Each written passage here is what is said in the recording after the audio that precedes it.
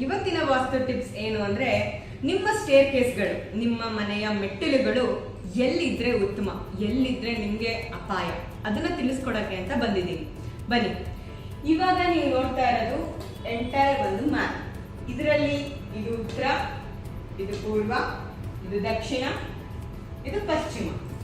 ಇದರಲ್ಲಿ ನಿಮ್ಗೆ ಇದು ಈಶಾನ್ಯ, ಇದು ಆಗ್ನೇಯ, ಇದು ನೈಋತ್ಯ, ಇದು ಮತ್ತೆ ವಾಯುವ್ಯ. ಇದರಲ್ಲಿ ಇನ್ನೂ 4 ಜಾಗಗಳು ನಿಮಗೆ ಗೊತ್ತಿಲ್ಲ, ಅದನ್ನ ಹೇಳ್ತೀನಿ ನೋಡಿ. ಇಲ್ಲಿ ಇರೋದು ನಮ್ಮ Kubera, mid of the north, ಅಂದ್ರೆ ಉತ್ತರದ ಮಧ್ಯಸ್ಥಾನ ಬಂದು ಕುಬೇರ ಇರ್ತಾರೆ. ಒಂದ್ಸಲಿ ವಾಸ್ತು ಪುರುಷನ ಪಿಕ್ ನಾನು ಹಾಕಿರ್ತೀನಿ ವಿಡಿಯೋ ಕೊನೆಯಲ್ಲಿ, ನೋಡಿ ಒಂದ್ಸಲಿ.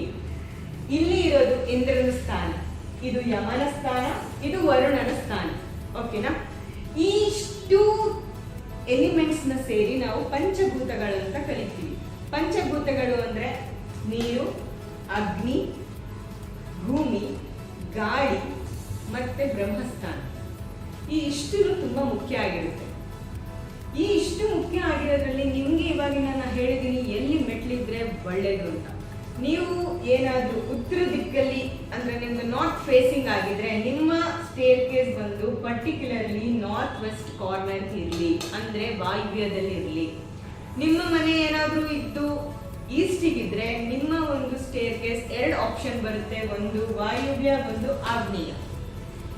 ಇದೇ ಇನ್ನೊಂದು ಸ್ಟೇರ್ ಕೇಸ್ ಬರುತ್ತೆ, ನೀವೇನಾದ್ರೂ ಈ ಸ್ಟೇರ್ ಕೇಸಿಗೆ ಹೋಗಿದ್ದೀರಾ, ಸೌತ್ ಅಲ್ಲಿ ಇದ್ದಾಗ ಈ ಸ್ಟೇರ್ ಕೇಸಿಗೆ ಹೋಗಿದ್ದೀರಾ ಅಂತ ಹೇಳಿದ್ರೆ ನಿಮ್ಮ ಮಕ್ಕಳ ಹೆಣ್ಣು ಮಕ್ಕಳು, ನಿಮ್ಮ ಮನೆಯ ಹೆಣ್ಣು ಮಕ್ಕಳು ತುಂಬಾ ಸ್ಲೋ ಆಗ್ತಾ ಹೋಗ್ತಾರೆ, ಡಿಪ್ರೆಷನ್ ಹೋಗ್ತಾರೆ. ಮತ್ತೆ ಇಲ್ಲಿನ ಸೌತ್ ವೆಸ್ಟ್ ಅಂತ ಹೇಳಿದ್ರೆ ನೈಋತ್ಯ, ಈ 2 ಸ್ಟೇರ್ ಕೇಸ್ ತುಂಬಾ ಉತ್ತಮ. ಇದು ವೆಸ್ಟ್ ಫೇಸಿಂಗ್ ಅಲ್ಲಿರೋರಿಗೆ ಬರ್ತದೆ, ಸರಿನಾ?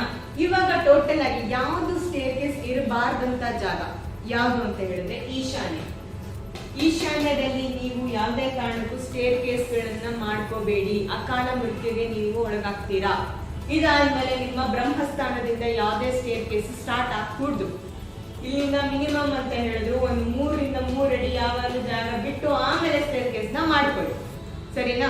ಇದರಿಂದ ಮುಂದಿನ ಕಂಟಿನ್ಯೂಯೇಷನ್ ನಿಮ್ಗೆ ನೆಕ್ಸ್ಟ್ ಪಾರ್ಟ್ ನಲ್ಲಿ ಸಿಗುತ್ತೆ.